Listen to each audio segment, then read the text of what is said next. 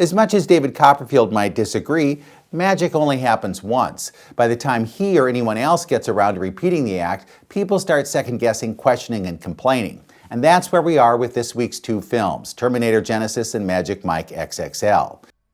The former is nothing more than a chance to reboot one of Arnold Schwarzenegger's biggest franchises, now that he's no longer the governor of California.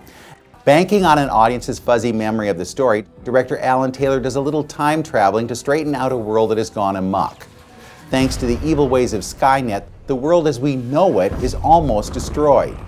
John Connor decides to send a helper back in time to help his mother and destroy Skynet before it has a chance to ruin everything. And here's where Genisys goes wrong. Even though it brings back Arnold, it also totes a lot of new baggage that isn't necessary. Because Schwarzenegger is the only actor who's original reprising his role, it's also a bit confusing for those who have cherry-picked the films and the TV series. I've been waiting for you. While Genisys might please some less discerning action fans, it's no reason for Terminator diehards to be back. It's a murky mess that uses science to confuse when it actually should enlighten. In this case, Genisys means the end, not the beginning. Get back!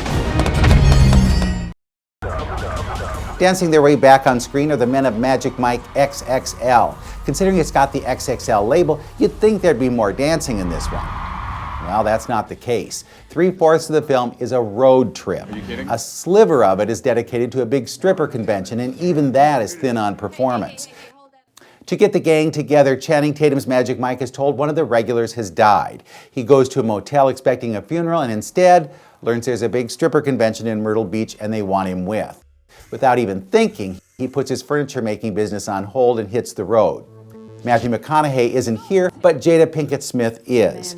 She's the new announcer who helps prep the women for the men in competition. Now, she's a nice addition, but director Gregory Jacobs doesn't add anything new to the mythology. Before the competition, they're scant dancing in very dark rooms. The best scene, in fact, is in a convenience store where Joe Manganiello tries to seduce a sullen clerk to the music of the Backstreet Boys. The big production number, though, isn't all that big. It's just a series of solo spots. Skin, oh yes, there's skin, and yes, there's a tsunami of dollar bills. But that's about all Magic Mike XXL has to offer its faithful. Had it gone beyond the obvious, this could have been the movie of summer.